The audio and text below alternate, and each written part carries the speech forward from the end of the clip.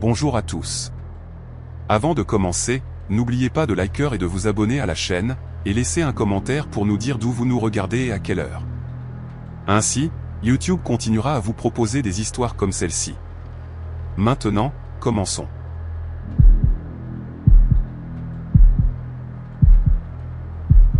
Noël 2017 a marqué un tournant dans ma vie. Ma femme m'avait quitté 6 mois plus tôt, et notre divorce avait été finalisé juste avant Thanksgiving. Me voilà donc, un homme qui avait obtenu son diplôme universitaire la même année où Facebook était devenu public, passant les fêtes seul dans une maison soudainement trop grande pour une seule personne. Je travaillais comme expert en assurance, un métier où l'on voit tant de dégâts matériels et de tragédies humaines que l'on finit par s'endurcir. Ou du moins, c'est ce que je croyais. Cette année-là, j'avais décliné toutes les invitations de ma famille et de mes amis, convaincu que la solitude serait plus facile à supporter que de feindre la joie. Mon quartier, dans la banlieue du Minnesota, était le genre d'endroit idyllique que l'on voit dans les films de Noël, des rangées de maisons décorées de guirlandes lumineuses, des bonhommes de neige gonflables sur les pelouses, et des familles se déplaçant de maison en maison avec des plateaux de biscuits. La famille Donnelly vivait à 3 portes de chez moi, Patrick et Christine, leur fille adolescente Amber, et leur fils de 10 ans, Miles. Nous n'étions pas proches, mais nous avions cette relation de voisinage confortable, faite de saluts depuis les allées et de brèves conversations sur la météo ou l'entretien des pelouses. La neige avait commencé à tomber vers 16 heures, épaisse et implacable, le genre de tempête qui vous fait apprécier le chauffage et un garde-manger bien rempli. J'avais passé la majeure partie de la journée sur mon canapé, à regarder de vieux films et à siroter une bouteille de bourbon qui devait me durer jusqu'au Nouvel An. Vers 20 heures, le monde extérieur s'était transformé en un flou blanc, et j'avais décidé de sortir sur mon porche pour observer la tempête engloutir les réverbères. C'est alors que je l'ai remarqué, la porte d'entrée des Donnelly était grande ouverte, un rectangle de lumière jaune chaude se déversant sur leur porche enneigé. Au début, j'avais supposé que quelqu'un était simplement sorti, peut-être pour prendre quelque chose dans une voiture ou vérifier les décorations. Mais les minutes passaient, et cette porte restait ouverte, la neige commençant à s'accumuler sur leur tapis de bienvenue. Je me souviens avoir pensé que c'était étrange, voire gaspilleur, avec la facture de chauffage que cela allait leur coûter. J'ai attendu encore 5 minutes, observant, m'attendant à voir Patrick apparaître pour la fermer. Personne n'est venu.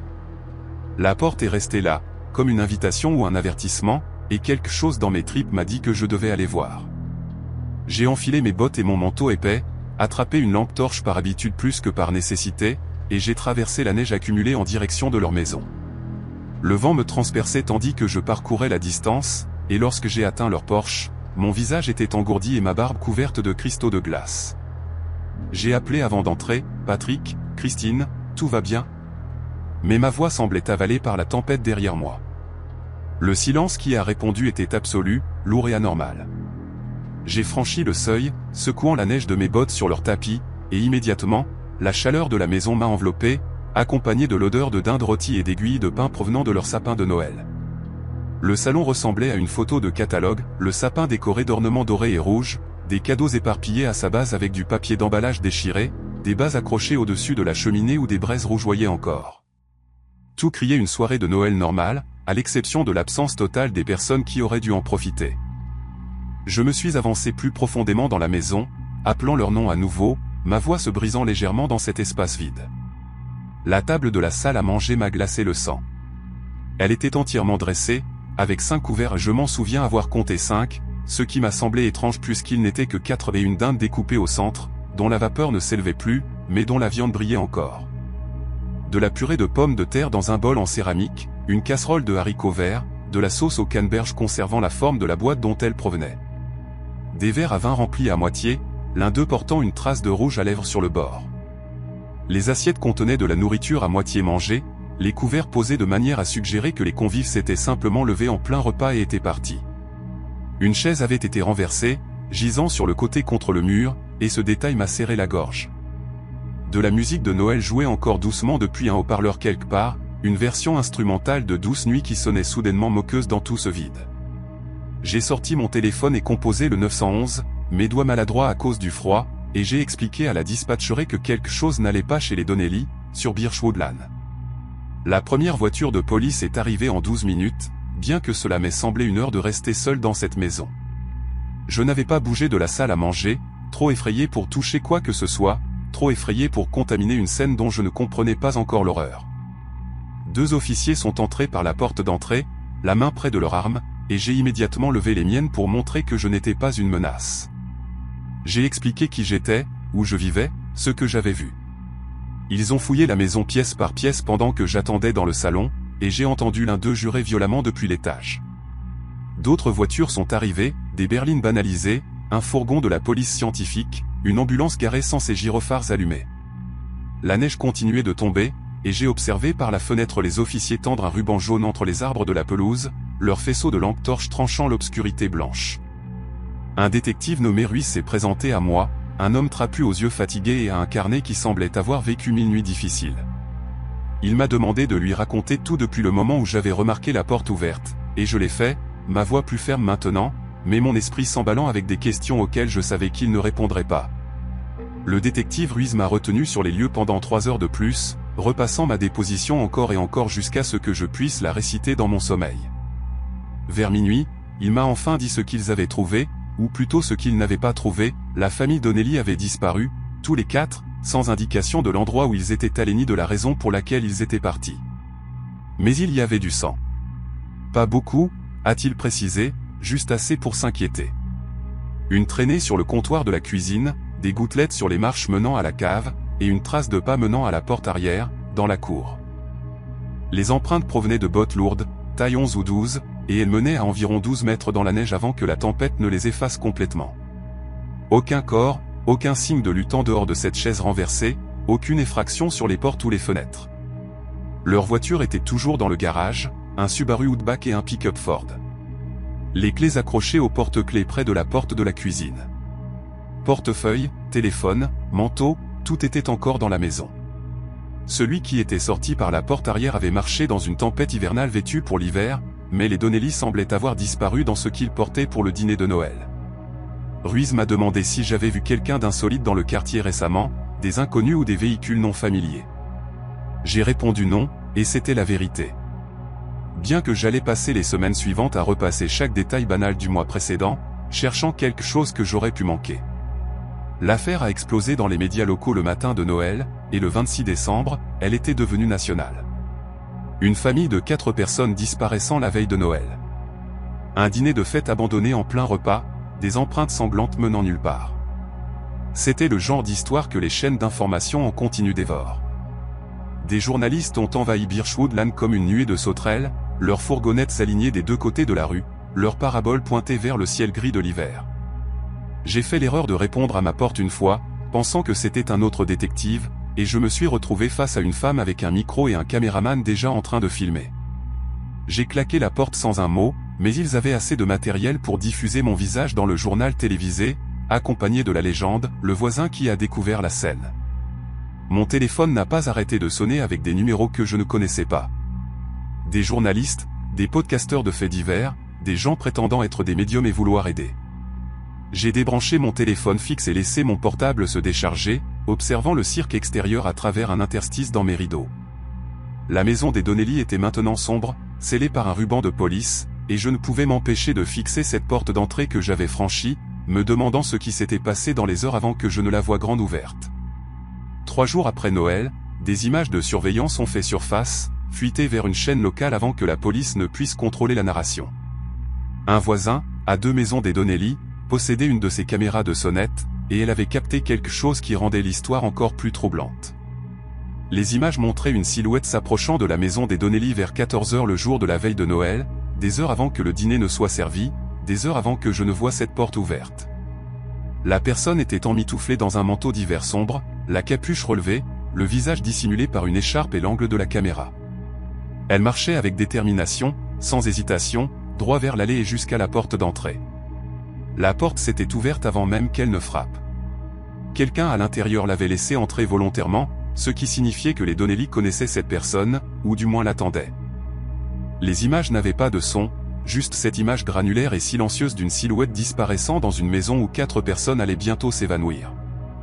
La police a publié un communiqué demandant au public de l'aide pour identifier l'individu, mais les vêtements d'hiver rendaient cela impossible. Cela aurait pu être n'importe qui, de n'importe quel sexe, de n'importe quel âge. J'ai regardé cette séquence des dizaines de fois sur mon ordinateur portable, faisant pause et rembobinant, essayant de voir quelque chose dans sa démarche qui pourrait déclencher une reconnaissance. Je n'ai jamais réussi. Mais j'ai remarqué quelque chose d'autre que les rapports d'information n'ont pas mentionné, la silhouette portait un petit sac de sport, le genre que l'on emmène à la salle de sport. Et lorsqu'elle est entrée dans la maison, ce sac l'a accompagnée. Le détective Ruiz m'a convoqué pour un second entretien le réveillon du Nouvel An. Et le ton avait changé d'une manière qui m'a fait transpirer des paumes. Les questions ne portaient plus sur ce que j'avais vu cette nuit-là. Elles portaient sur moi. À quel point connaissais-je les Donnelly? Étais-je déjà entré chez eux auparavant? Quelle était ma relation avec Christine? Avais-je des problèmes financiers, des rancunes, une raison de vouloir du mal à cette famille? J'ai répondu à tout aussi calmement que possible, mais j'ai compris ce qui se passait. J'étais celui qui avait découvert la scène, celui qui avait appelé les secours. L'homme divorcé passant Noël seul avec une bouteille de bourbon et sans alibi autre que ma propre parole. Dans les histoires de faits divers, la personne qui découvre le corps est toujours le premier suspect. Ruiz ne m'a accusé de rien directement, mais il a mentionné que mes empreintes de pas avaient été trouvées à l'intérieur de la maison, que mes empreintes digitales étaient sur le chambranle de la porte de la salle à manger, là où je m'étais appuyé en fixant ce repas abandonné. Il m'a demandé si j'étais prêt à fournir un échantillon d'ADN, et j'ai dit oui immédiatement parce que je n'avais rien à cacher. Mais en sortant de ce poste de police, j'ai senti des regards sur moi. Des officiers levant les yeux de leur bureau, une réceptionniste qui a détourné le regard trop vite. Je n'étais plus seulement un témoin. J'étais devenu une personne d'intérêt. Et dans une affaire aussi médiatisée, cette distinction pouvait ruiner une vie. Le harcèlement a commencé subtilement, puis s'est transformé en quelque chose que je ne pouvais plus ignorer. Des messages anonymes ont inondé mon adresse email professionnelle, m'accusant d'être impliqué et exigeant que j'avoue ce que j'avais fait à cette pauvre famille. Quelqu'un a peint le mot « meurtrier » en lettres rouges de 90 cm de haut sur ma porte de garage. Et lorsque j'ai signalé cela à la police, l'officier qui est venu m'a regardé comme si je l'avais fait moi-même pour attirer la sympathie. Mon employeur m'a suggéré de prendre un congé jusqu'à ce que les choses se calment, une manière polie de dire que ma présence était devenue un fardeau. J'ai cessé de sortir pendant les heures de jour, planifiant mes courses pour les nuits tardives lorsque les parkings étaient vides. Un forum de faits divers en ligne avait dédié un fil entier à l'analyse de mon appel au 911, disséquant mes choix de mots, mes pauses, le léger tremblement dans ma voix lorsque j'avais décrit la table de la salle à manger. Des détectives amateurs m'ont déclaré coupable sur la base de simples pressentiments et d'une capture d'écran granulaire de mon visage issu du premier bulletin d'information. Un soir, j'ai trouvé un homme garé devant chez moi en train de prendre des photos de mes fenêtres. Lorsque je l'ai confronté, il a dit qu'il était blogueur et travaillait sur un documentaire sur l'affaire, puis il m'a demandé sans détour si j'avais tué les Donnelly. Je lui ai dit de partir avant que j'appelle la police, et il a ri. Il a réellement ri et dit que la police attendait probablement assez de preuves pour m'arrêter. Je suis rentré et je me suis assis dans le noir pendant des heures, me demandant si c'était à cela que ressemblerait le reste de ma vie. La percée dans l'affaire est survenue à la mi-février, et elle n'est pas venue d'un travail de détective brillant ou d'une confession dramatique.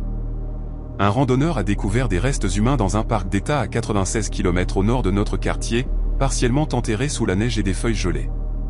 Les dossiers dentaires ont confirmé ce que tout le monde craignait, c'était la famille Donnelly. Tous les 4 enterrés ensemble dans une tombe peu profonde. La cause du décès était un traumatisme crânien contondant, et les enquêteurs ont estimé qu'ils avaient été tués la veille de Noël, probablement dans les heures suivant ce dîner de fête. La nouvelle m'a frappé comme un coup physique, même si je savais au fond de moi qu'il ne reviendrait pas. Mais cette découverte a aussi apporté des réponses qui ont enfin détourné l'attention de moi. Des preuves ADN sur le lieu de sépulture correspondaient à un homme nommé Curtis Bellamy, le frère éloigné de Christine Donnelly, qui avait été libéré d'un établissement psychiatrique dans l'Ohio seulement 3 semaines avant Noël. Il avait des antécédents d'épisodes violents, une ordonnance restrictive que Christine avait déposée contre lui des années plus tôt, et une obsession documentée pour ce qu'il croyait être sa part légitime de l'héritage de leurs parents décédés. La 5e place à table avait soudainement un sens terrible. Il l'avait invité, ou peut-être s'était-il invité lui-même, espérant se réconcilier pendant les fêtes. Qu'importe ce qui s'était passé à cette table, cela s'était terminé avec 4 morts et Curtis sortant par la porte arrière dans une tempête de neige, emportant avec lui les preuves qu'il pouvait faire tenir dans ce sac de sport. Ils ont arrêté Curtis Bellamy dans un motel du Wisconsin 3 jours après la découverte des corps. Il portait toujours le même manteau d'hiver que sur les images de surveillance, et avait sur lui des papiers d'identité appartenant à Patrick Donnelly. Il a avoué tout dans les heures suivant son arrestation, sans montrer de remords, décrivant les meurtres avec une précision clinique que les journaux ont heureusement choisi de ne pas publier. L'affaire a été classée. Les médias sont passés à la tragédie suivante, et Birchwoodland est lentement revenu à son calme parfait de catalogue. Mais rien n'est revenu à la normale pour moi. J'ai vendu ma maison ce printemps-là, j'ai trouvé un travail dans un autre état, et j'ai recommencé dans une ville où personne ne connaissait mon visage ni mon nom. Parfois, je rêve encore de cette porte ouverte, de ce rectangle de lumière jaune se déversant sur la neige. Et je me réveille le cœur battant et avec un goût de cuivre dans la bouche. J'ai fait ce qu'il fallait cette nuit-là. J'ai appelé à l'aide quand quelque chose semblait anormal, et cela a failli détruire ma vie. Quoi qu'il en soit, les Donnelly sont enterrés dans un cimetière que je n'ai jamais visité, et Curtis Bellamy purge 4 peines de prison à perpétuité dans une prison dont j'essaie de ne pas penser. Mais ce qui reste avec moi, ce que je n'arrive toujours pas à chasser, c'est ce moment d'hésitation sur mon porche avant d'aller voir. J'ai failli ne pas y aller. J'ai failli me convaincre que cela ne me regardait pas, que la porte se refermerait d'elle-même, que ce qui se passait dans cette maison n'était pas mon problème. Si j'avais fait demi-tour et été rentré, si j'avais versé un autre verre de bourbon et m'étais occupé de mes affaires, j'aurais dormi paisiblement cette nuit-là. Les Donnelly seraient toujours morts, mais je ne l'aurais jamais su. Et certaines nuits, dans mes moments de faiblesse, je me demande si cette ignorance n'aurait pas été une miséricorde.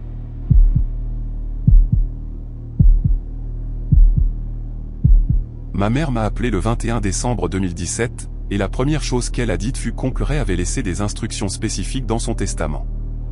Pas de « bonjour », pas de « comment vas-tu », pas même une reconnaissance du fait que nous ne nous étions pas parlé depuis presque 3 ans. Juste son nom et le mot « instruction ». Puis un silence sur la ligne pendant qu'elle attendait ma réponse. J'étais assis dans mon box au cabinet comptable de Boston, fixant des tableaux Excel qui ne m'intéressaient plus lorsque son numéro est apparu sur mon téléphone. Elle m'a expliqué que tout le monde rentrait pour le dîner de Noël. Tout le monde, a-t-elle répété, comme si ce mot portait un poids terrible. Mon cousin Wade, ma tante Francine, mon oncle Teddy, des gens que je n'avais pas vus depuis avant mon diplôme de fin d'études en 2009. Oncle Ray voulait qu'on soit tous ensemble une dernière fois, a-t-elle dit, et quelque chose dans sa voix m'a fait serrer le bord de mon bureau jusqu'à ce que mes jointures blanchissent. Il était mort 3 semaines plus tôt dans des circonstances que personne ne voulait m'expliquer au téléphone. Et maintenant, j'étais convoqué à la ferme familiale à l'extérieur d'Albany, un endroit que j'avais juré de ne plus jamais revoir. J'ai conduit à travers une tempête de neige dans la soirée du 24 décembre. La route 9 disparaissait dans un mur de blanc devant mes phares. La ferme familiale se trouvait à environ 64 km de la ville, une imposante structure victorienne que mon arrière-grand-père avait construite lorsqu'il avait immigré de Pologne dans les années 1920. 3 étages de bois sombre et d'angles étranges, une maison qui semblait toujours vous observer, peu importe la fenêtre par laquelle vous la regardiez. Je me suis garé dans l'allée de gravier vers 18h et j'ai compté les voitures déjà présentes, la vieille Buick de ma mère, un pick-up argenté que je ne reconnaissais pas, la Mercedes noire de tante Francine et un vieux Jeep qui devait appartenir à Wade. Ma famille n'était pas du genre à s'embrasser sur le pas de la porte et à dire qu'il vous avait manqué. Nous étions du genre à garder des rancunes sur des générations, à nous souvenir de chaque offense et insulte perçue, à communiquer par des silences glacés et des regards assez tranchants pour faire couler le sang. Oncle Ray avait été le seul à essayer de nous maintenir civilisés, celui qui passait des coups de fil pour les anniversaires et nous forçait à nous retrouver une fois par an dans la même pièce. Maintenant, il était parti, et d'une manière ou d'une autre, sa mort nous avait tous ramenés ensemble, comme une gravité attirant des débris vers un trou noir. Je suis resté assis dans ma voiture, moteur tournant, observant les ombres bouger derrière les fenêtres éclairées en jaune, et j'ai essayé de me souvenir comment respirer. Ma mère a ouvert la porte d'entrée avant même que j'atteigne les marches du porche, et l'expression sur son visage m'a tout dit sur la façon dont cette soirée allait se dérouler. Elle avait mal vieilli depuis la dernière fois que je l'avais vue, des rides profondes autour de la bouche, des mèches grises traversant des cheveux autrefois auburn, une minceur dans sa silhouette qui la faisait paraître fragile. « Elliot » a-t-elle dit, sans faire un geste pour m'embrasser, se contentant de s'écarter pour me laisser entrer dans le couloir. « Tu es venu. » La façon dont elle l'a dit sonnait comme une accusation plutôt qu'un salut. La maison sentait exactement comme dans mes souvenirs, du bois ancien, de la poussière, et quelque chose en dessous que je n'avais jamais pu identifier, comme du cuivre ou de la rouille. J'ai entendu des voix venir de la salle à manger, basse et tendue, et ma mère m'a attrapé le bras avant que je ne puisse m'y diriger. La mort de ton oncle, a-t-elle chuchoté, ses doigts s'enfonçant dans ma manche. N'en parle pas. Ne pose pas de questions. Contente-toi de passer le dîner, et ensuite nous pourrons parler en privé. Elle m'a lâché et s'est dirigée vers la cuisine sans un mot de plus, me laissant debout seul dans le couloir avec ma valise et une sensation grandissante d'avoir commis une terrible erreur en venant ici. La salle à manger était un musée de la dysfonction familiale figée dans le temps. Tante Francine était assise à une extrémité de la longue table en chêne, ses bijoux captant la lumière du lustre, son visage arrangé en une expression de mépris poli. Elle était la sœur de mon père et n'avait jamais pardonné à ma mère de l'avoir épousée, pour des raisons qui changeaient selon à qui vous le demandiez. En face d'elle se trouvait oncle Teddy, le frère cadet de Ray, un homme lourd aux yeux rougis qui en était déjà à son 3e ou 4e verre de whisky. Mon cousin Wade se tenait près de la fenêtre, 23 ans, l'air de ne pas avoir dormi depuis des semaines, sa chemise en flanelle mal rentrée et sa barbe poussée de manière sauvage. Il y avait une femme que je ne connaissais pas, assise près de la cheminée. La quarantaine, les cheveux blonds tirés en arrière, observant tout le monde avec l'attention aiguisée de quelqu'un cataloguant des détails pour une utilisation ultérieure. « C'est Gail », a dit Wade lorsqu'il m'a vu la fixer. La petite amie d'oncle Ray, ou peu importe ce qu'elle était. La femme nommée Gail n'a pas réagi, continuant simplement à observer, les mains jointes sur ses genoux. Personne ne s'est levé pour me saluer. Personne n'a souri. La tension dans cette pièce était si épaisse qu'on aurait dit marcher dans l'eau. Et j'ai immédiatement compris que, quelle qu'ait été la raison qui nous avait tous ramenés ici, ce n'était pas le deuil. Le dîner a commencé à 19h. Et pendant la première heure, nous avons joué le rôle d'une réunion de famille normale, feignant de ne pas nous détester. Ma mère a sorti la dinde, la purée de pommes de terre, la casserole de haricots verts que personne ne mangeait jamais. Tante Francine a fait des commentaires sur sa maison de vacances en Floride. Oncle Teddy s'est versé un autre whisky et a fixé son assiette sans manger. Wade vérifiait son téléphone sous la table, sa jambe tremblant d'énergie nerveuse. Et Gail. Gail observait simplement. Elle touchait à peine à sa nourriture, parlait à peine, mais ses yeux passaient d'un visage à l'autre comme si elle résolvait une énigme que nous ne pouvions pas voir. J'ai essayé de poser une question sur oncle Ray une fois, juste une simple question sur les arrangements funéraires, et toute la table s'est tue. Ma mère m'a lancé un regard qui aurait pu geler de l'eau bouillante. Les funérailles étaient privées, a dit tante Francine, sa voix coupante et définitive. Ray le voulait ainsi. J'ai remarqué qu'elle avait dit « voulait » et non « aurait voulu », comme si Ray avait planifié sa propre mort. La conversation a dérivé vers des sujets plus sûrs, la météo, la bourse, le travail de Wade dans un atelier automobile. Mais le silence autour du nom de Ray planait sur nous comme une fumée qui refusait de se dissoudre. Vers 21h, oncle Teddy a finalement craqué. Il avait bu régulièrement depuis mon arrivée, son visage devenant de plus en plus rouge à chaque verre, et je pouvais voir quelque chose monter derrière ses yeux, comme une pression dans un récipient scellé. Nous étions assis dans le salon à ce moment-là, répartis sur les vieux canapés et fauteuils, feignant d'apprécier le café et la tarte pendant que la neige s'accumulait dehors. « Je veux savoir », a dit Teddy soudainement, ses mots se mélangeant. « Lequel d'entre vous l'a fait ?» La pièce est devenue absolument silencieuse. Ma mère a posé sa tasse de café avec un clic qui a résonné comme un coup de feu dans le silence. « Teddy », a-t-elle dit, sa voix portant un avertissement. « Pas ce soir. » Mais Teddy était au-delà des avertissements maintenant. Il s'est levé en vacillant légèrement et a pointé un doigt épais vers tante Francine. « Tu le détestais. Tu le détestais parce qu'il savait ce que tu avais fait avec l'argent de papa après sa mort. Tu crois que j'ai oublié ça ?» Le visage de Francine s'est transformé en pierre. Mais j'ai vu quelque chose vaciller dans ses yeux. Pas exactement de la culpabilité, mais de la peur. « Assieds-toi, Théodore », a-t-elle dit. « Tu te donnes en spectacle. » Mais Teddy n'avait pas fini. Il a tourné ce doigt accusateur vers Gail, vers ma mère, vers Wade. « L'un de vous a tué mon frère », a-t-il dit, et sa voix s'est brisée sur le dernier mot. « Et je ne quitterai pas cette maison avant de savoir qui. » Ce qui s'est passé ensuite reste flou dans ma mémoire. Des morceaux de mouvements et de cris que j'ai essayé de reconstituer 100 fois depuis cette nuit-là. Tante Francine s'est levée si vite que sa chaise a basculé en arrière et s'est écrasée contre le sol. Wade s'est dirigé vers son père comme s'il allait le retenir, mais Teddy l'a repoussé avec une force surprenante. Ma mère disait quelque chose, sa voix haute et paniquée, mais je ne pouvais pas distinguer les mots à cause du sang qui battait dans mes oreilles. Puis Gail a parlé pour la première fois depuis le dîner, sa voix coupant le chaos comme une lame. Il a raison, a-t-elle dit. Tout le monde s'est arrêté, s'est tourné vers elle. Elle était toujours assise dans le même fauteuil près de la cheminée, les mains toujours jointes, son visage complètement calme. Ray n'est pas mort d'une crise cardiaque. Le rapport du coroner a été falsifié. J'ai une copie et j'ai attendu de voir lequel d'entre vous craquerait le premier. Elle a atteint son sac et en a sorti une enveloppe manille épaisse de papier. Quelqu'un dans cette pièce a empoisonné Ray lentement sur plusieurs semaines. Et Ray savait que cela arrivait. Il savait et il m'a demandé de l'aider à découvrir qui avant qu'il ne soit trop tard. Elle nous a regardés chacun à notre tour et, lorsque ses yeux ont rencontré les miens, j'ai senti quelque chose de froid s'installer dans ma poitrine. C'est pour cela que vous êtes tous ici. Pas à cause de son testament, mais à cause de sa liste. J'ai essayé de partir après cela. Je pense que nous avons tous essayé. Mais lorsque Wade s'est dirigé vers la porte d'entrée, il l'a trouvée verrouillée de l'extérieur. Pas seulement verrouillée, mais barricadée. Une lourde chaîne enroulée autour des poignets qui n'étaient pas là lorsque je suis arrivé. La porte de derrière était la même. Les fenêtres du rez-de-chaussée avaient été clouées de l'extérieur. Du bois frais, brillant contre les vieux cadres. Quelqu'un avait préparé cette maison comme un piège. Et nous avions tous marché droit dedans. C'est insensé, a continué de dire Wade, tirant sur la porte d'entrée jusqu'à ce que les charnières grincent. C'est complètement insensé.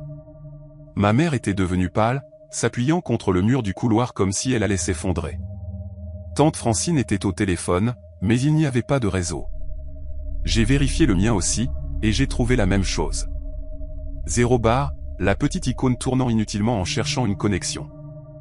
La tempête, a marmonné Teddy. Mais je n'y ai pas cru. La tempête aurait pu couper les antennes relais, mais cela n'expliquait pas les chaînes sur les portes. Cela n'expliquait pas les clous dans les cadres des fenêtres. Quelqu'un avait planifié cela. Quelqu'un qui savait que nous serions tous ici ce soir. Et en regardant autour de moi, ma famille, leurs visages effrayés, leurs yeux méfiants, j'ai réalisé que la personne responsable se tenait peut-être juste à côté de moi.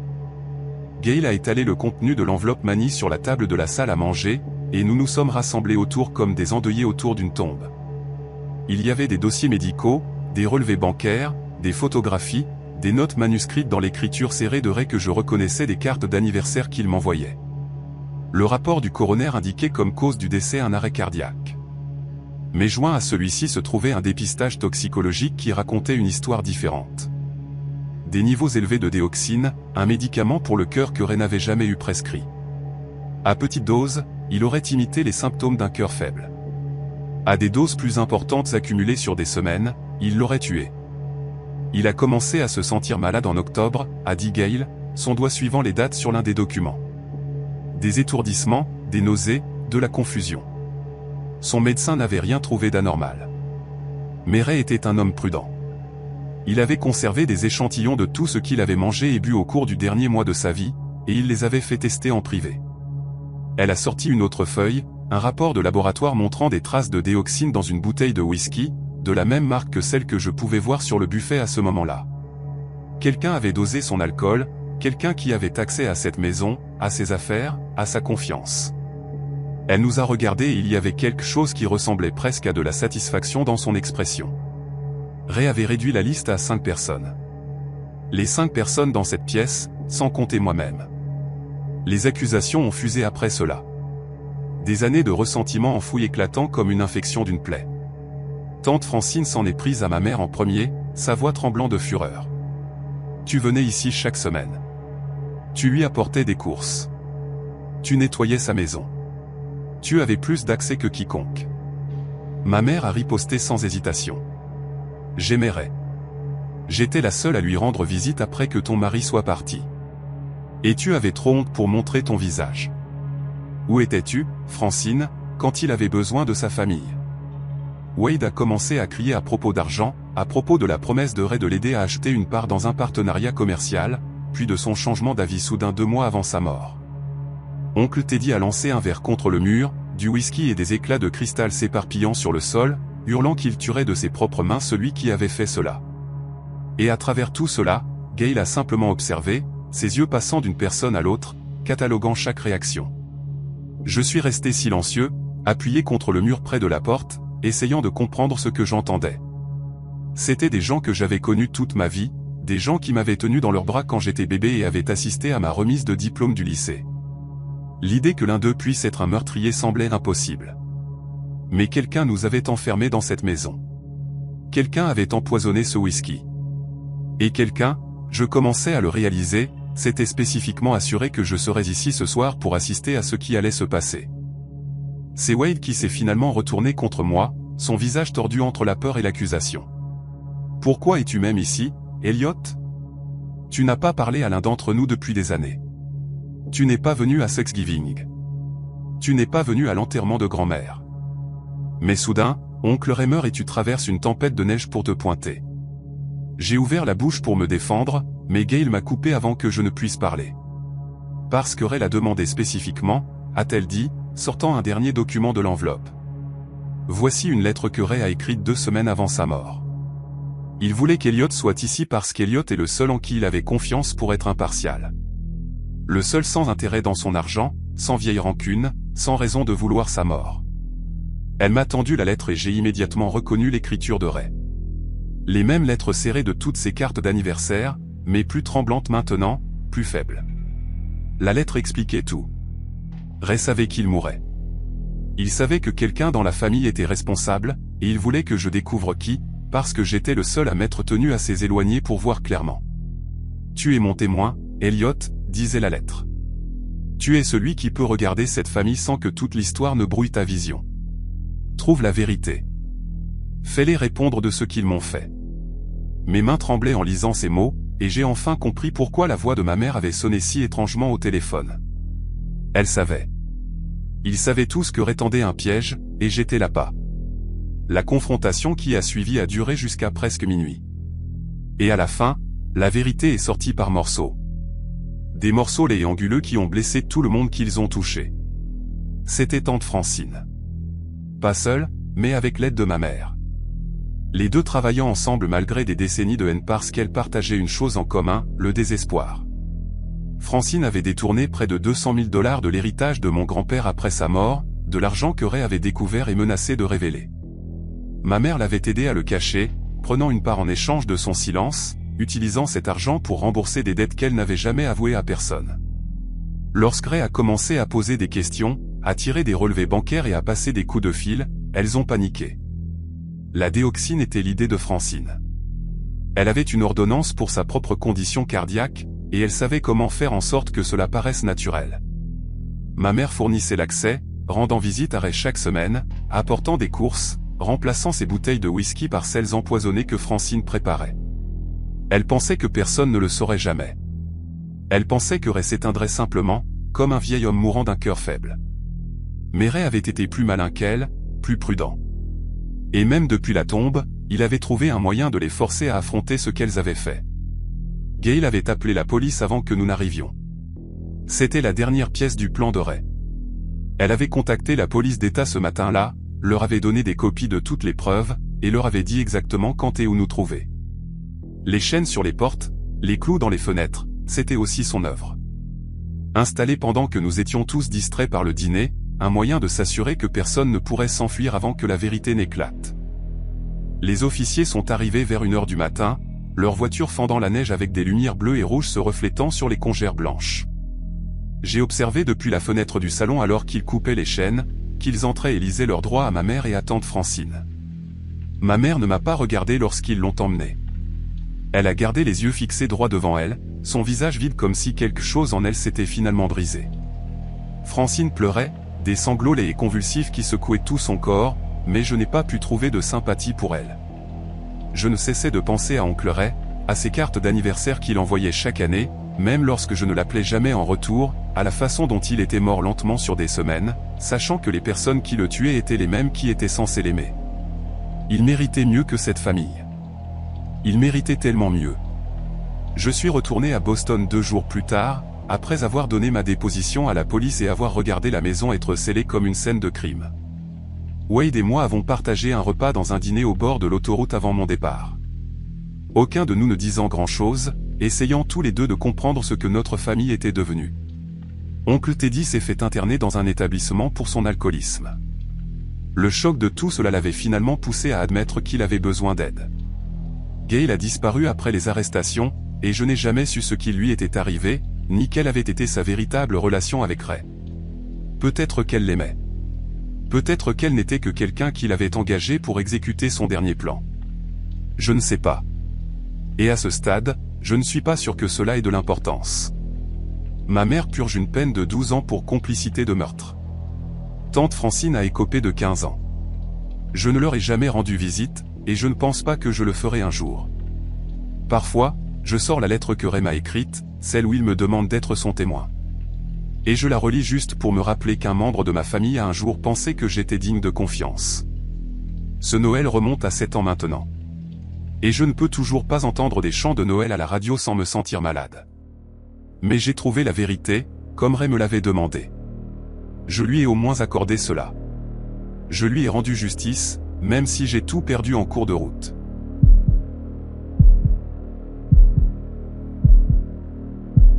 Mon bureau au 5e étage ressemblait à tous les autres du cabinet de marketing de Philadelphie ce mois de décembre.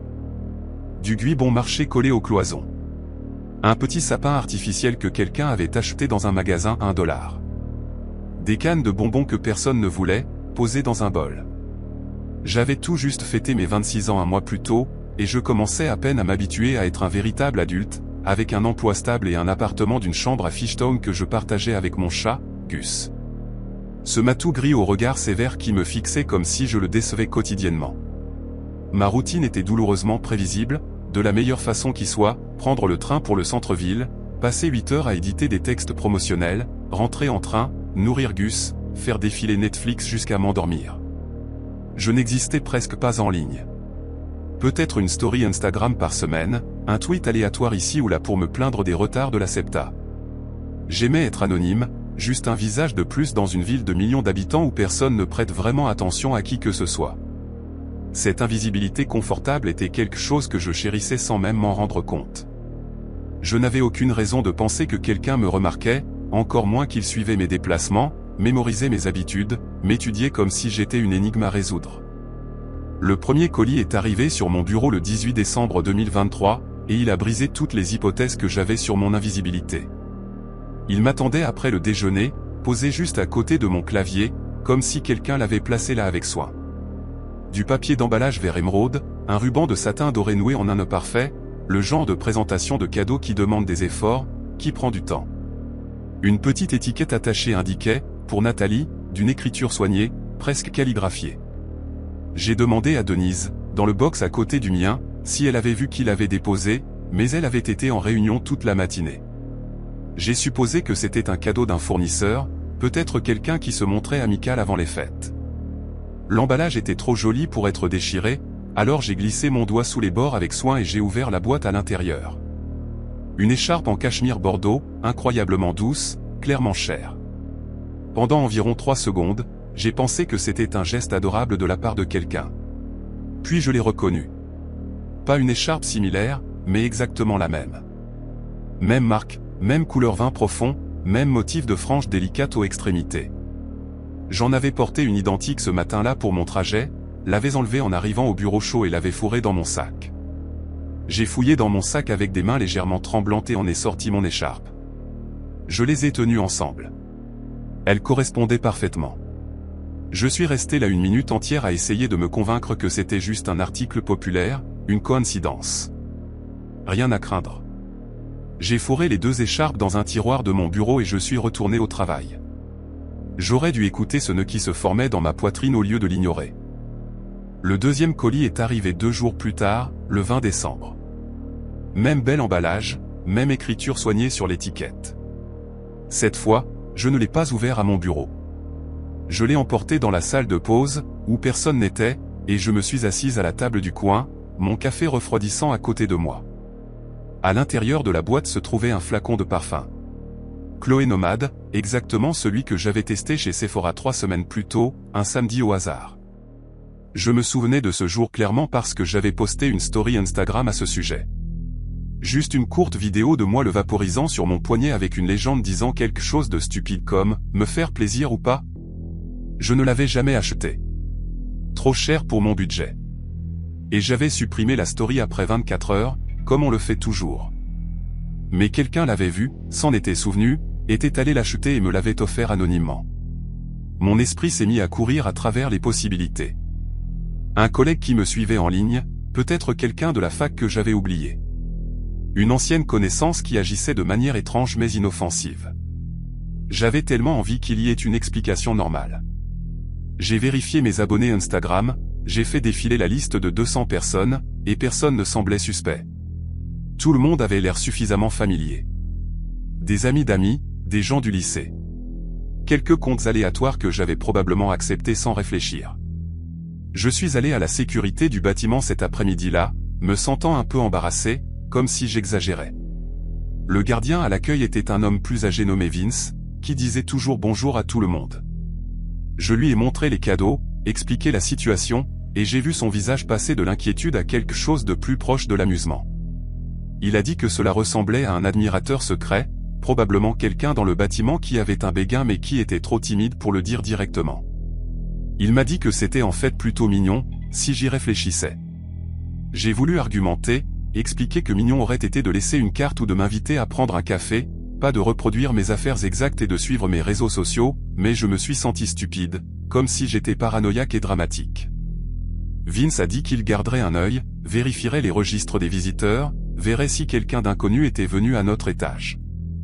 Il a noté mon nom et mon poste dans un petit carnet et a promis de m'appeler s'il remarquait quelque chose. Je l'ai remercié et je suis retourné à mon bureau, me sentant pire qu'avant, pas mieux. Il y a quelque chose d'uniquement isolant à avoir peur et qu'on vous dise qu'il n'y a rien à craindre. Cela vous fait douter de vos propres instincts. Vous vous demandez si vous êtes le fou. J'ai passé le reste de cette journée à regarder chaque homme du bureau différemment, étudiant leur visage lorsqu'ils passaient devant mon box, cherchant un signe que l'un d'eux me regardait en retour. Le 22 décembre, tout a changé, passant de dérangeant à terrifiant. Le troisième colis était plus grand que les autres, plat et rectangulaire comme un cadre photo. Même papier vert, même ruban doré, même étiquette élégante avec mon nom. Cette fois, je l'ai emporté aux toilettes, je me suis enfermé dans une cabine et je l'ai ouvert avec des doigts tremblants. À l'intérieur se trouvait une feuille de papier, le genre que les enfants utilisent à l'école primaire, épaisse et légèrement texturée. Dessus se trouvait un dessin fait au crayon, clairement réalisé par un enfant à en juger par les lignes tremblantes et les formes simples. Mais ce que montrait le dessin m'a fait agripper le mur de la cabine pour me tenir debout. C'était un plan de mon appartement. Pas une estimation approximative. Une disposition précise montrant ma porte d'entrée, le salon, la cuisine à gauche, la salle de bain, ma chambre à l'arrière. Celui qui avait fait ce dessin savait où se trouvait mon canapé, où était positionnée ma petite table à manger, même la fenêtre près de mon lit. Des flèches rouges pointaient vers différents endroits avec des étiquettes écrites à la main d'un adulte, nettes et précises. Porte d'entrée, verrou morté uniquement à l'entrée. Échelle de secours, fenêtre non verrouillée près de ma chambre. Entrée arrière trop facile près de la petite porte dans ma cuisine menant au couloir partagé de l'immeuble. J'ai relu ces mots encore et encore, mon cerveau refusant de traiter ce qu'ils signifiaient. Quelqu'un était entré dans mon appartement. Quelqu'un avait étudié comment y pénétrer, et il avait fait dessiner cela par un enfant comme une sorte de projet malsain. J'ai appelé pour dire que j'étais malade le lendemain, 23 décembre, et je me suis rendu directement au poste de police près de mon appartement.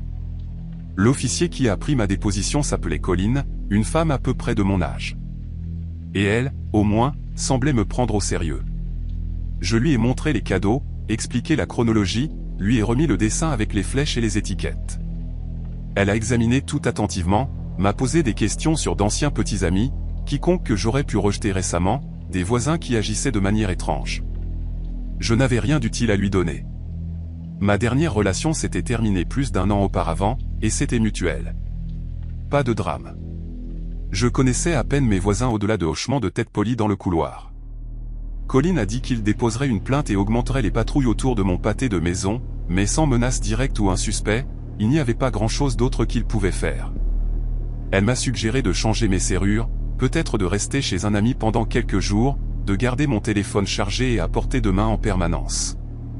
Je lui ai demandé à propos du dessin, du fait que quelqu'un était clairement entré chez moi, et elle a dit que cela aurait pu être fait en regardant par les fenêtres ou même en étudiant la disposition du bâtiment à partir de documents publics.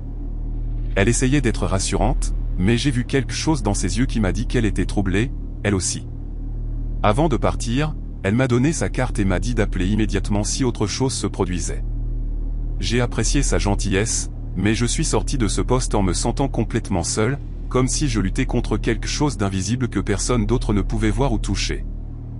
J'ai passé le reste du 23 décembre à rendre mon appartement aussi sûr que possible. J'ai appelé un serrurier, qui m'a facturé près de $300 pour installer de nouvelles serrures à mortaiser sur les 2 portes et ajouter un verrou de chaîne à l'entrée principale. J'ai acheté une caméra de sécurité bon marché en ligne avec livraison le jour même et l'ai installée dans mon salon, face à la porte d'entrée. J'ai vérifié chaque fenêtre, les ai toutes verrouillées, j'ai même coincé des baguettes de bois dans les rails pour qu'elles ne puissent pas être forcées de l'extérieur. J'ai poussé ma lourde bibliothèque devant la porte de la cuisine menant au couloir partagé, celle que le dessin avait qualifiée de « trop facile ». Gus m'a regardé déplacer les meubles comme si j'avais perdu la tête, miaulant de confusion face au chaos. Ma mère m'a appelé ce soir-là pour confirmer les plans de Noël, et j'ai menti. Je lui ai dit que je ne me sentais pas bien et que je ne ferais peut-être pas le trajet jusqu'à chez elle à Lancaster.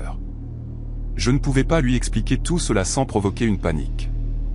Et une partie de moi espérait encore que cela s'arrêterait, que celui qui faisait cela se lasserait et passerait à autre chose. J'ai à peine dormi cette nuit-là. Chaque craquement dans le vieux bâtiment me faisait m'asseoir dans mon lit, le cœur battant, fixant ma porte de chambre.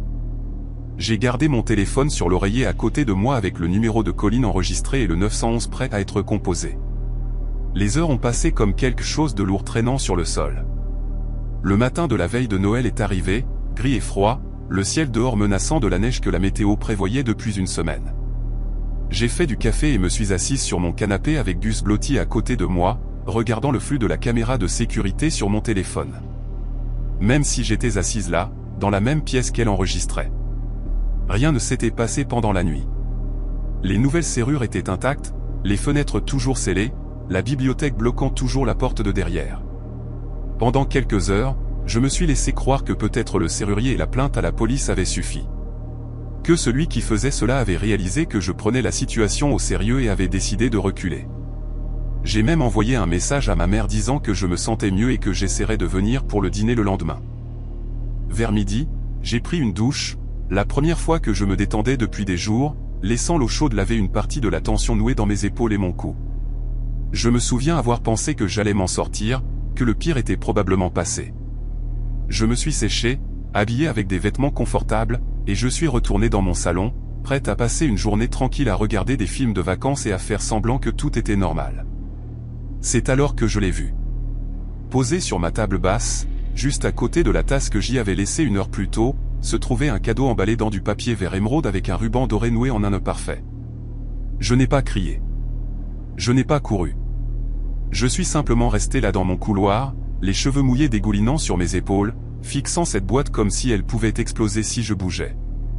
Mes jambes semblaient appartenir à quelqu'un d'autre alors que je marchais lentement vers la table basse, mes yeux balayant la pièce à la recherche de tout signe de la façon dont cela était possible. La porte d'entrée était toujours verrouillée, la chaîne toujours en place. J'ai vérifié les fenêtres sans les toucher, toutes scellées, les baguettes toujours coincées dans les rails. La bibliothèque était exactement là où je l'avais poussée contre la porte de la cuisine. J'ai attrapé mon téléphone et j'ai ouvert le flux de la caméra de sécurité, rembobinant l'heure précédente avec des doigts tremblants. Rien. La caméra montrait mon salon vide. Gus dormant sur le canapé. Aucun mouvement du tout jusqu'à ce que j'apparaisse à l'écran en sortant de la salle de bain. Mais le cadeau était là. Il était bien là sur ma table, à un endroit où la caméra aurait dû le capturer parfaitement. Et le flux ne montrait rien être placé là. Je l'ai regardé 3 fois, 4 fois, cherchant un bug, un saut, quoi que ce soit qui expliquerait comment un colis avait pu apparaître dans mon appartement verrouillé sans être enregistré. Le horodatage défilait en continu sans aucun trou. J'aurais dû appeler la police immédiatement. J'aurais dû attraper Gus et courir hors de la porte sans jamais regarder en arrière. Mais il y avait quelque chose qui m'attirait vers cette boîte. Un besoin horrible de savoir ce qu'il y avait à l'intérieur après tout ce que j'avais traversé. Je me suis assise sur le canapé et j'ai tiré le cadeau sur mes genoux, mon corps entier vibrant de peur. Le papier d'emballage avait la même texture que les autres, lisse et chère. J'ai défait le ruban et déchiré le papier sans me soucier d'être prudente cette fois. À l'intérieur se trouvait une boîte en carton blanc, et à l'intérieur de celle-ci se trouvait du papier de soie plié soigneusement autour de quelque chose de solide. J'ai écarté le papier de soie et j'ai senti toute ma poitrine se serrer lorsque j'ai reconnu ce que je tenais. C'était un couteau de ma propre cuisine. Le grand couteau de chef que j'utilisais pour couper les légumes. Celui qui aurait dû être dans le bloc sur mon comptoir. Je me suis retourné pour regarder ma cuisine et j'ai vu l'emplacement vide où le couteau aurait dû se trouver. Celui qui était entré dans mon appartement avait pris mon propre couteau, l'avait emballé comme un cadeau de Noël, et me l'avait laissé à trouver. Glissé sous la lame se trouvait une petite carte, sur le même papier crème et avec la même écriture élégante que toutes les étiquettes précédentes. Je l'ai sortie et j'ai lu les mots imprimés là en une écriture parfaite. J'ai choisi le cadeau parfait. Je voulais juste tester à quel point je pouvais m'approcher. J'ai appelé le 911 et 2 officiers sont arrivés en 15 minutes. Ils ont fouillé tout mon appartement, vérifié l'accès au toit, interrogé les voisins, et examiné chaque point d'entrée possible. Rien n'avait été forcé, rien n'avait été cassé, aucun signe d'effraction sur les serrures que je venais de payer pour installer. L'un des officiers, un certain Danny, qui avait l'air presque aussi nerveux que je me sentais, a suggéré que peut-être quelqu'un avait une clé d'avant que je ne change les serrures et en avait fait une copie. Mais j'avais regardé le serrurier installer un matériel complètement nouveau, pas seulement régler les serrures existantes. Les cadres étaient intacts. Les fenêtres n'avaient pas été ouvertes. Ils ont pris le couteau et la note comme preuve, ont recherché des empreintes digitales sur la boîte et le papier d'emballage, et m'ont dit qu'ils seraient en contact. Colin est arrivé environ 1 heure plus tard, hors service, mais inquiète après avoir entendu la communication. Elle m'a aidé à faire un sac et m'a conduite elle-même chez ma mère à Lancaster, ne voulant pas que je prenne le train seul. J'ai passé le jour de Noël à sursauter à chaque bruit, incapable de manger, incapable d'expliquer à ma mère confuse pourquoi j'avais l'air de ne pas avoir dormi depuis 1 semaine. Je lui ai dit qu'il y avait eu une effraction, et que j'étais bouleversé. Elle n'a pas insisté pour plus de détails, et j'en étais reconnaissante. L'enquête n'a mené nulle part. Aucune empreinte digitale sur quoi que ce soit sauf les miennes. Aucune image suspecte des commerces ou caméras de circulation à proximité. Aucun témoin ayant vu quelqu'un entrer ou sortir de mon immeuble. La police a interrogé tout le monde dans mon bureau, tout le monde dans mon complexe d'appartements, a même retrouvé quelques-uns de mes abonnés Instagram vivant dans la région de Philadelphie. Rien. Celui qui avait fait cela savait exactement comment éviter d'être vu, comment se déplacer dans ma vie sans laisser de traces. Je ne suis jamais retourné dans cet appartement. J'ai fait appel à des déménageurs pour emballer mes affaires pendant que je restais à Lancaster avec ma mère. Ils ont finalement trouvé un nouvel endroit de l'autre côté de la ville, avec un concierge et des caméras de sécurité dans chaque couloir. Cela fait presque 1 an maintenant, et rien d'autre ne s'est produit. Aucun cadeau, aucune note, aucun signe que quelqu'un me surveille.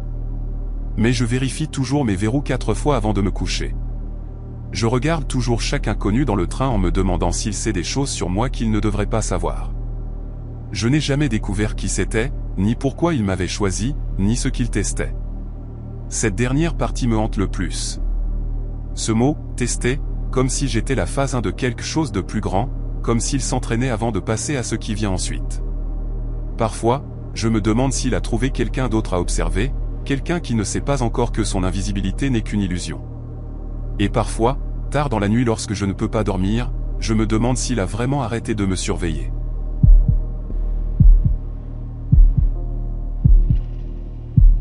Mon frère Craig et moi avions passé des années à nous promettre de réparer ce que le temps et la distance avaient brisé. Après avoir obtenu notre diplôme en 2009 et nous être éloignés à travers des emplois, des relations ratées et ce genre de silence qui s'installe entre des frères et sœurs qui oublient comment se parler, nous avions enfin pris un engagement sérieux. Décembre 2024 devait être notre nouveau départ. Nos parents étaient tous les 2 partis. Papa d'un AVC alors que je terminais encore mes études. Maman 4 ans plus tard, emportée par une pneumonie plus rapide que ce que nous avions imaginé. Et Craig était la seule famille qui me restait. Je me tenais dans ma cuisine à Cedar Falls, dans l'Iowa, ce matin-là, en glissant des petits pains à la cannelle dans le four pendant que mon téléphone était posé contre la cafetière, attendant le message qui me dirait qu'il avait quitté Minneapolis. Il était censé arriver vers midi. À 13h, j'ai supposé qu'il s'était arrêté pour un café quelque part. À 15h, j'ai pensé à un embouteillage ou à un pneu crevé. À 18h, lorsque l'obscurité avait englouti les plaines de l'Iowa et que ces petits pains à la cannelle étaient restés froids et intacts, j'ai su au fond de moi que quelque chose avait terriblement mal tourné. Craig n'était pas du genre à disparaître. Craig appelait s'il allait avoir 5 minutes de retard. C'était simplement qui il était. J'ai composé le numéro de la police vers 19h30, debout près de ma fenêtre en regardant la neige tomber en épaisse couche sur la rue vide. La dispatcherie qui a répondu avait l'air d'avoir déjà traité des dizaines d'appels similaires cette semaine-là, sa voix plate et mécanique alors qu'elle demandait son nom, son âge, la description de son véhicule. Je lui ai tout donné. Craig Weston, 41 ans, conduisant un Subaru Outback bleu foncé avec des plaques du Minnesota, et j'ai attendu qu'elle me dise quoi faire ensuite. Au lieu de cela, elle m'a expliqué que des adultes disparaissent pendant les fêtes tout le temps, que les gens changent d'avis sur les rassemblements familiaux, qu'ils ont parfois juste besoin d'une pause. J'avais envie de lui crier que Craig n'avait pas besoin d'une pause, que Craig avait conduit 4 heures spécifiquement parce qu'il voulait être ici. Mais ma voix est sortie calme et posée, d'une manière qui m'a surprise. Elle m'a dit d'attendre 48 heures avant de déposer une plainte officielle, procédure standard, et m'a souhaité un joyeux Noël avant de raccrocher. Je suis resté là dans le noir, le téléphone toujours collé à mon oreille, écoutant la tonalité pendant que les lumières du sapin de Noël clignotaient de leur couleur joyeuse et stupide contre le mur. Je n'ai pas dormi cette nuit-là. Je me suis assis sur le canapé et j'ai appelé son numéro toutes les 15 minutes jusqu'à ce que la batterie de mon téléphone tombe à un chiffre. Et à chaque fois, cela tombait sur sa messagerie, sa voix familière me demandant de laisser un message. Le colis est arrivé le 27 décembre, 2 jours après Noël, déposé sur mon perron par un facteur qui ne savait pas ce qu'il livrait. Je ne l'ai presque pas remarqué au début. Une enveloppe matelassée brune sans adresse de retour. Mon nom et mon adresse imprimés en lettres majuscules nettes qui semblaient provenir d'une imprimante de bureau standard.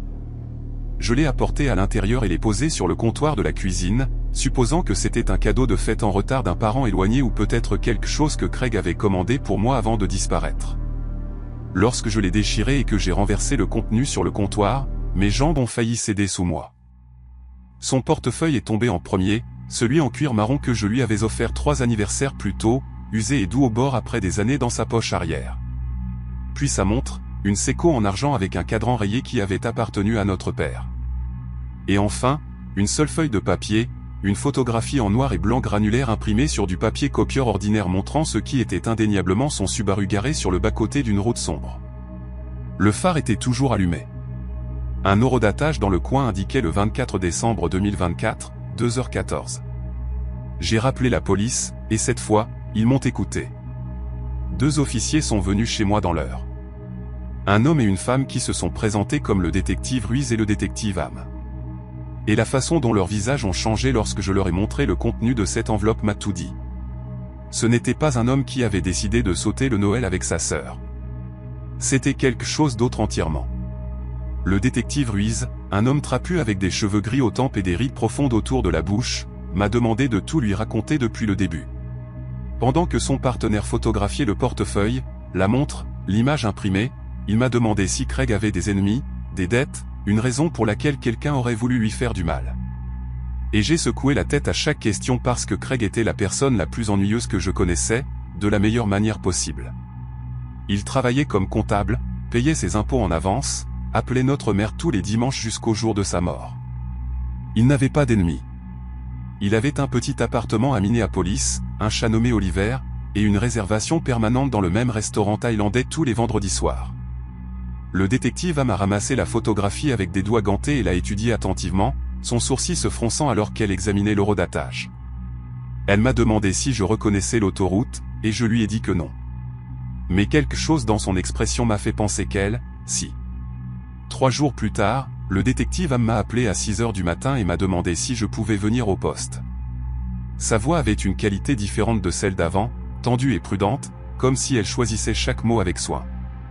Lorsque je suis arrivé, elle m'a conduit dans une petite salle de conférence où un tableau de liège avait été installé contre le mur, couvert de photographies, de cartes et de ficelles rouges reliant des points que je ne comprenais pas encore.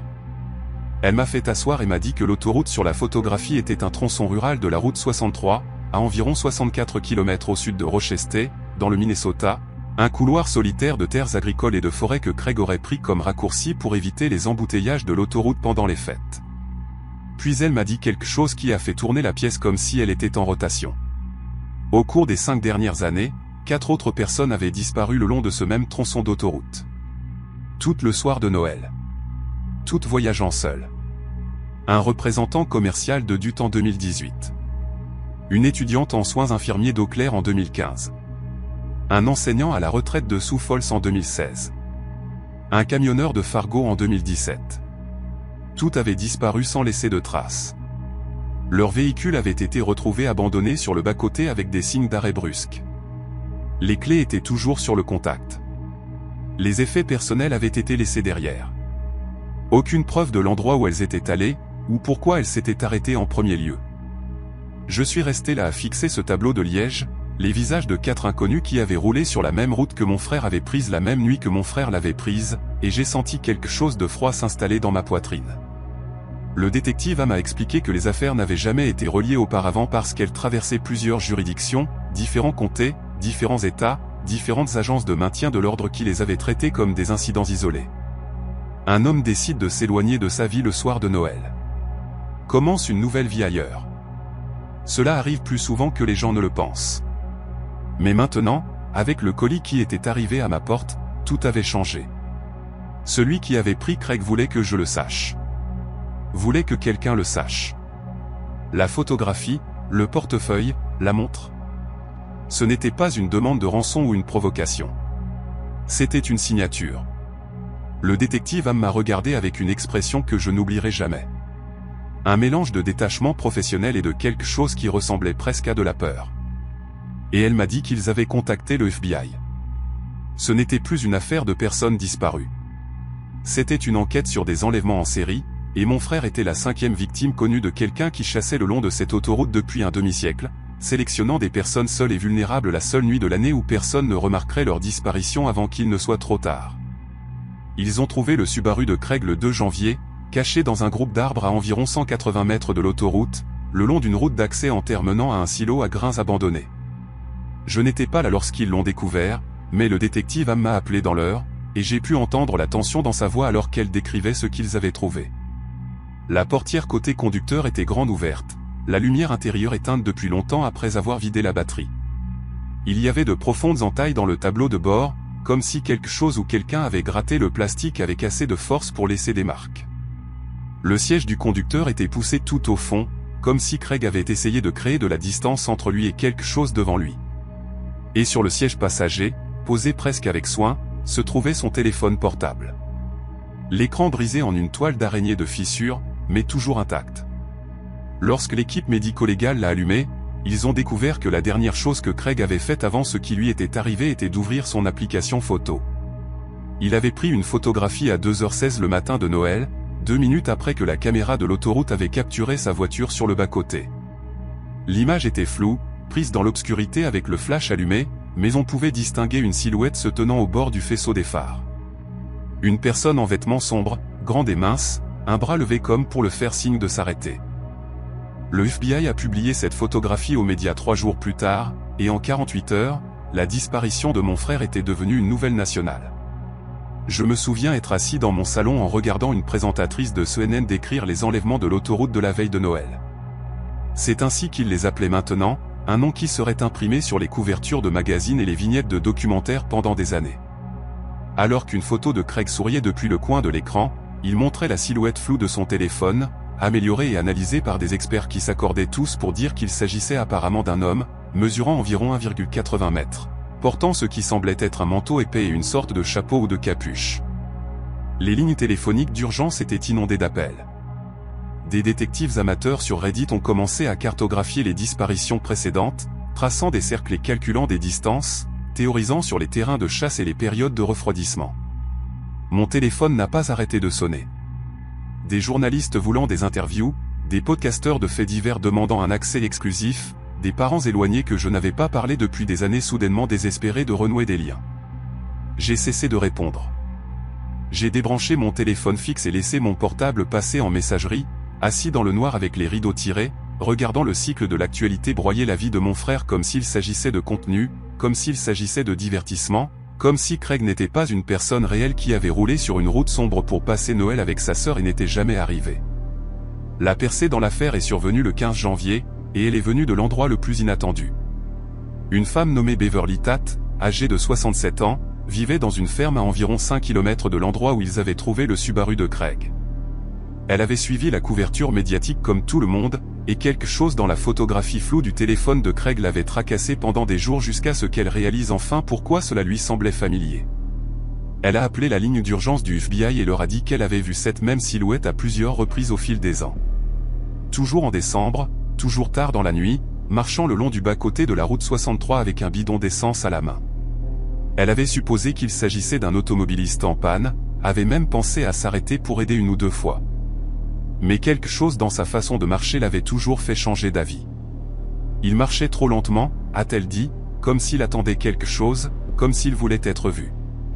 Le FBI lui a montré une série de photographies et elle a identifié un homme nommé Roy Clement Sutter, 54 ans, un ancien routier qui avait perdu son permis de conduire commercial en 2012 après une série d'infractions au code de la route et vivait depuis de chèques d'invalidité dans une cabane louée à environ 19 km du tronçon d'autoroute où les 5 victimes avaient disparu. Lorsqu'ils ont fait une descente dans la cabane de Roy Sutter le 17 janvier, ils ont découvert un cauchemar. Je n'étais pas censé connaître les détails. Le détective Am avait essayé de me protéger du pire. Mais les informations fuient lorsqu'une affaire prend une telle ampleur. Et j'ai finalement appris ce qu'ils avaient découvert dans cette petite structure en bois au bout d'une route de terre entourée de rien d'autre que des champs gelés et du silence. Il avait gardé des trophées. Des portefeuilles, des montres, des bijoux, des photographies, des permis de conduire, un objet de chacune de ses victimes, rangé dans des boîtes étiquetées sur une étagère dans sa chambre comme une collection. L'alliance de Craig était là, la bague en or qu'il avait continué à porter même après son divorce 3 ans plus tôt parce qu'il disait qu'elle lui rappelait qu'il avait été aimé une fois. Ils ont aussi trouvé des journaux. Des décennies d'entrées manuscrites détaillant ce que Roy Sutter appelait sa tradition de Noël, son cadeau annuel à lui-même. Il faisait cela depuis plus longtemps que quiconque ne l'avait réalisé. Les 5 victimes qu'il connaissait n'étaient que celles de la dernière décennie. Il y avait des références à d'autres, des noms et des dates remontant à la fin des années 90. Des personnes qui avaient disparu le soir de Noël le long des autoroutes rurales de 3 États, et dont les disparitions n'avaient jamais été reliées à quoi que ce soit. Roy Sutter s'est suicidé avant qu'il ne puisse l'arrêter. Le FBI avait encerclé sa cabane. Les négociateurs utilisaient des mégaphones pour lui demander de sortir pacifiquement, et il a mis un fusil de chasse sous son menton et a tiré alors qu'il lui lisait encore ses droits à travers un mégaphone. J'ai appris la nouvelle par une alerte d'actualité sur mon téléphone, assis seul dans ma cuisine à 2 heures du matin. Parce que le sommeil était devenu quelque chose qui arrivait aux autres. Je n'ai pas ressenti de soulagement. Je n'ai pas ressenti de clôture. J'ai ressenti une rage si profonde et si complète que je n'ai pas pu bouger pendant presque 1 heure. Juste assis là avec mon téléphone sur les genoux pendant que l'écran s'assombrissait et devenait noir. Il avait pris la voie facile. Il avait échappé au procès, au témoignage, à une vie en cellule où il aurait dû affronter ce qu'il avait fait chaque jour. Et pire que cela, il avait emporté les réponses avec lui. Ces journaux faisaient référence à des lieux, des sites d'enterrement, des endroits où il avait laissé ses victimes après en avoir fini avec elles. Mais les entrées étaient écrites dans une sorte de sténographie personnelle que les enquêteurs essayaient toujours de décoder. Ils ont trouvé les restes de 2 personnes dans une cave à légumes sous sa cabane. Aucun des 2 n'était Craig. Les autres, y compris mon frère, étaient toujours quelque part dans la campagne gelée du Minnesota, cachés dans des endroits que seul Roy Sutter connaissait. Ils ont récupéré le corps de Craig en mars, après que la neige ait fondu et qu'un agriculteur ait remarqué de la terre perturbée au bord de sa propriété à environ 13 km de la cabane de Sutter. Je l'ai identifié grâce à la cicatrice sur son avant-bras gauche, celle qu'il avait eue lorsque nous étions enfants et qu'il était passé à travers une table basse en verre en essayant de m'attraper pendant une partie de chat. Le médecin légiste a dit qu'il était mort d'un traumatisme crânien contondant, probablement dans les heures suivant son enlèvement, ce qui signifiait qu'il n'avait pas souffert longtemps. Je ne sais pas si cela est censé me faire me sentir mieux. Je l'ai enterré à côté de nos parents dans le cimetière à l'extérieur de Cedar Falls un après-midi gris au début d'avril, lorsque les arbres commençaient tout juste à bourgeonner et que le monde continuait comme il le fait toujours. L'affaire est techniquement toujours ouverte. Ils ont identifié 11 victimes au total maintenant, s'étalant sur près de 3 décennies, et il pourrait y en avoir d'autres qu'ils ne trouveront jamais. Je reçois parfois des appels de journalistes travaillant sur des rétrospectives, de réalisateurs de documentaires qui veulent interviewer la sœur de la victime numéro 5, d'écrivains de faits divers qui pensent que mon chagrin ferait un chapitre captivant dans leur livre. Je dis non à tous. Craig n'était pas un chapitre. Craig était mon frère, la seule famille qui me restait, et il est mort seul sur une autoroute gelée le soir de Noël parce qu'il voulait passer les fêtes avec moi. J'y pense chaque jour. Je pense à lui s'arrêtant parce qu'il a vu ce qui semblait être un automobiliste en panne avec un bidon d'essence. Parce que c'est exactement le genre de personne qu'était Craig, celui qui s'arrête pour aider. Et je pense à Roy se taire debout là dans le noir, attendant, sachant qu'une personne comme mon frère passerait éventuellement. Quelqu'un de gentil, quelqu'un de seul, quelqu'un qui ne serait pas remarqué avant qu'il ne soit déjà trop tard.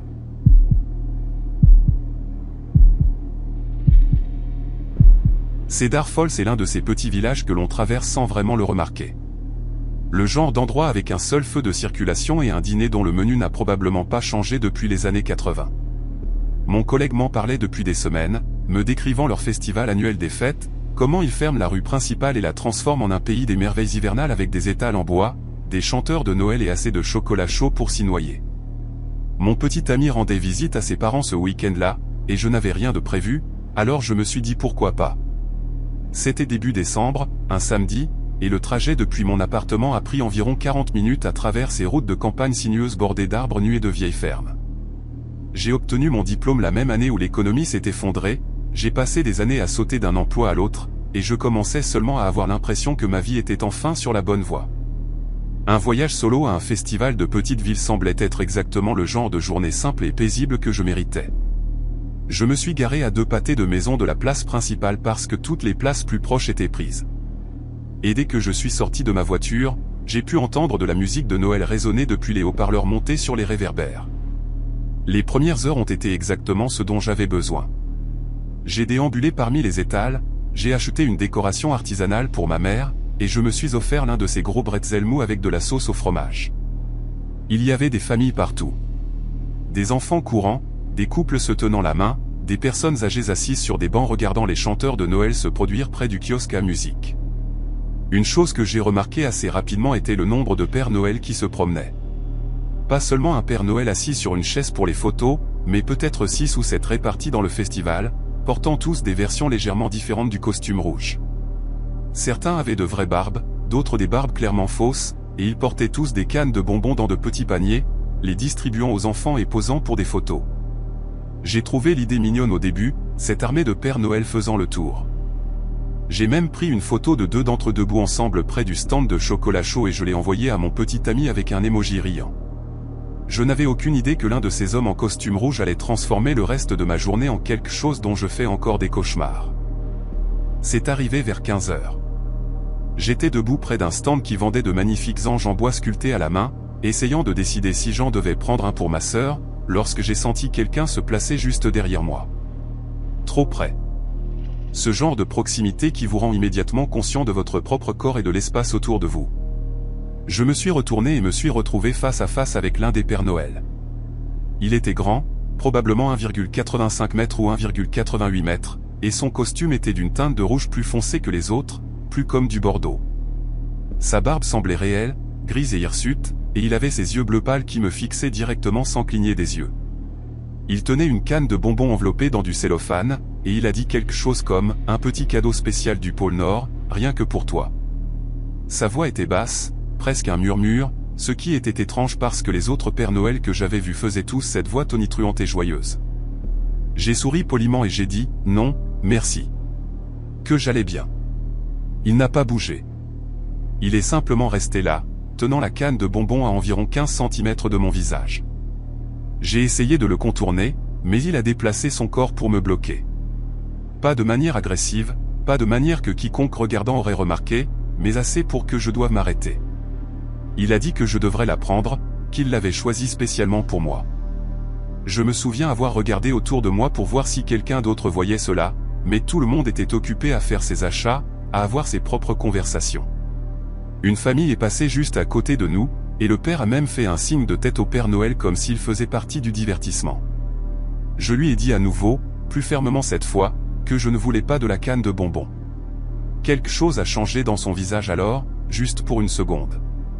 Le sourire est resté, mais ses yeux sont devenus vides, comme si un interrupteur avait été actionné.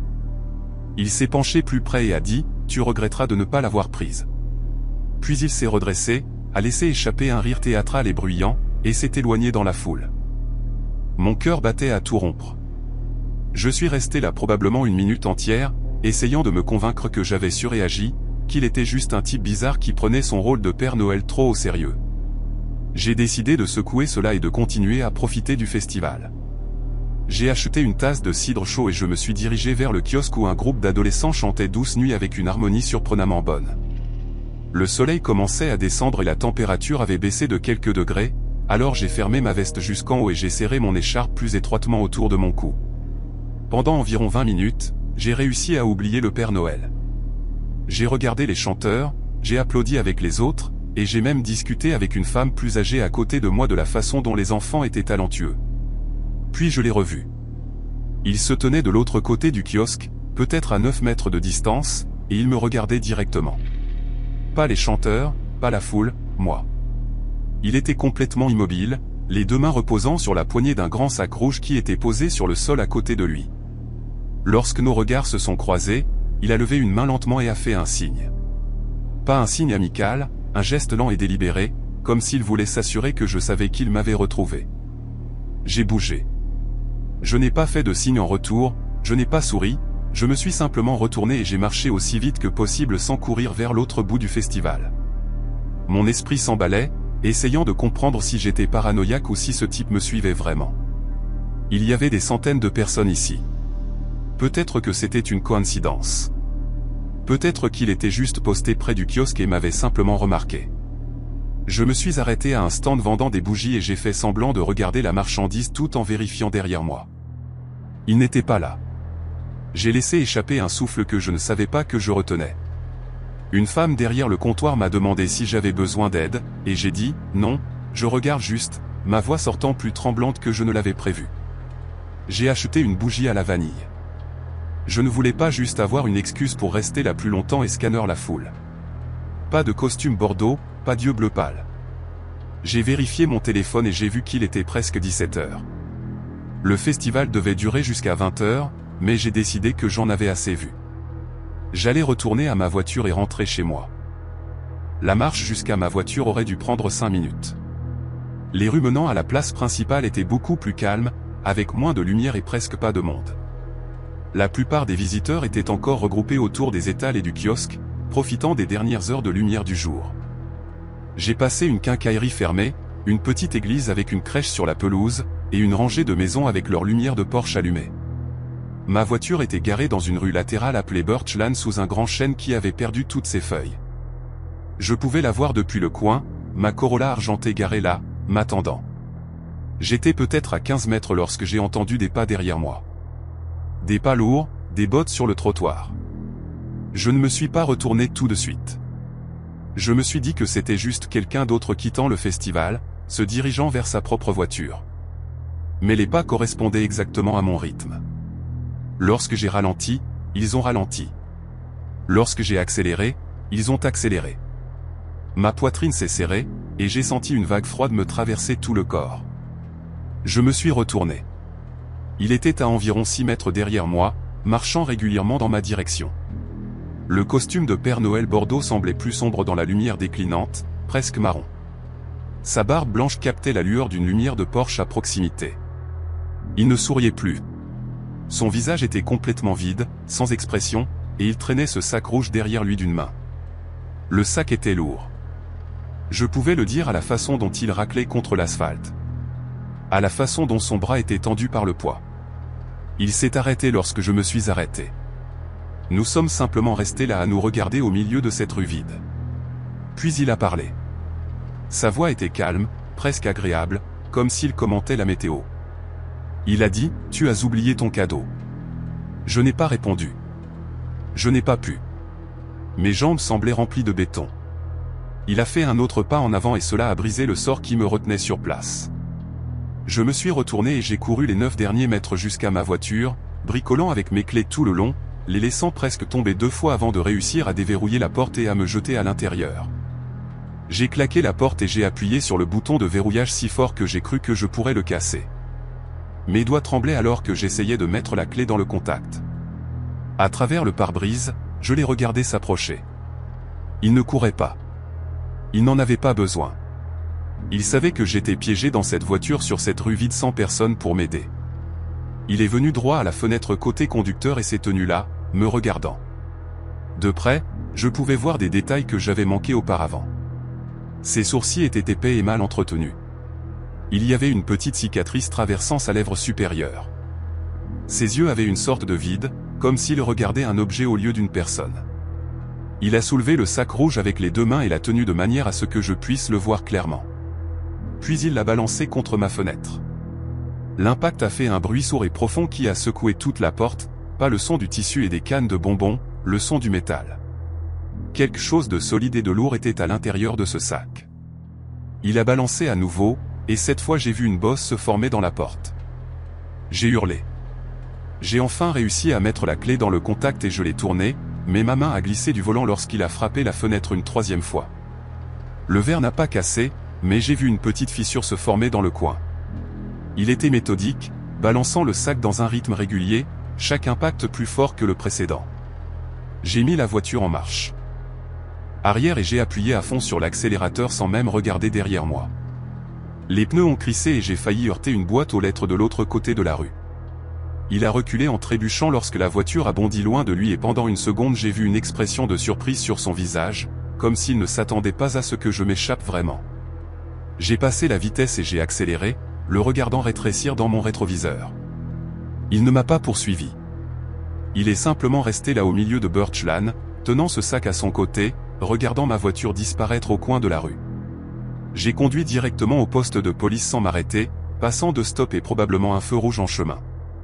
Je pleurais si fort que je pouvais à peine voir la route. Lorsque je suis arrivé, je suis pratiquement tombé de ma voiture et j'ai couru à l'intérieur, essayant d'expliquer ce qui s'était passé entre les sanglots. L'officier à l'accueil m'a regardé comme si j'avais perdu la tête. Un Père Noël a essayé de vous attaquer avec un sac de cannes de bonbons, a-t-elle répété. J'ai pu entendre à quel point cela sonnait fou. Mais alors un autre officier, un homme plus âgé aux cheveux gris et au visage fatigué, est sorti de l'arrière. Il avait écouté. Il m'a demandé de décrire l'homme à nouveau. Sa taille, la couleur de son costume, tout ce dont je me souvenais de son visage. Je lui ai tout dit. Le costume bordeaux, la vraie barbe, les yeux bleus pâles, la cicatrice sur sa lèvre. Lorsque j'ai mentionné la cicatrice, l'officier plus âgé a échangé un regard avec sa collègue qui m'a retourné l'estomac. Il m'a dit de m'asseoir et d'attendre, qu'il devait vérifier quelque chose. Je me suis assis sur cette chaise en plastique pendant presque une heure, enveloppé dans une couverture que quelqu'un m'avait donnée, sirotant de l'eau dans un gobelet en papier. Les officiers passaient sans cesse, parlant à voix basse, passant des appels téléphoniques.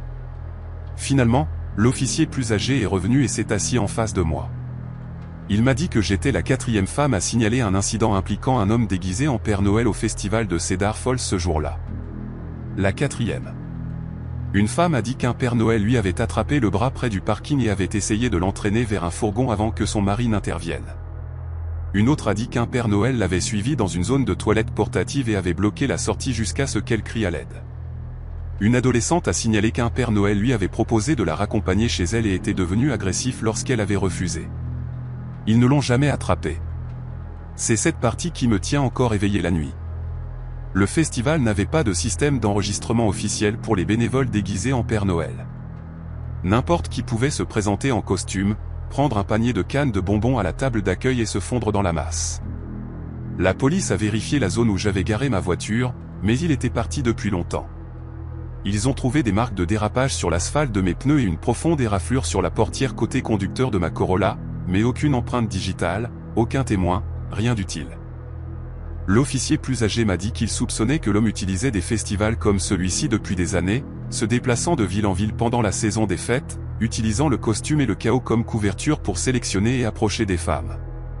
Il a dit qu'ils avaient des signalements similaires de 2 autres comtés remontant à plusieurs années, mais jamais assez de preuves pour identifier un suspect. J'ai déménagé de cette région quelques mois plus tard. Pas spécifiquement à cause de l'incident, mais cela n'a pas aidé. Chaque décembre maintenant, lorsque je vois un Père Noël dans un centre commercial ou faisant tinter une cloche devant un magasin, je regarde ses yeux en premier. Je cherche ce vide. Je cherche cette cicatrice.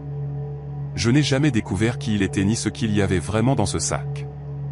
Mais je sais ce qu'il prévoyait. Je sais que j'ai eu de la chance. Et je sais que quelque part là-bas, il est probablement encore en train de faire cela. Marcher à travers des festivals bondés dans ce costume bordeaux. Choisir des femmes qui sont seules. Leur demander si elles veulent un cadeau spécial du pôle Nord.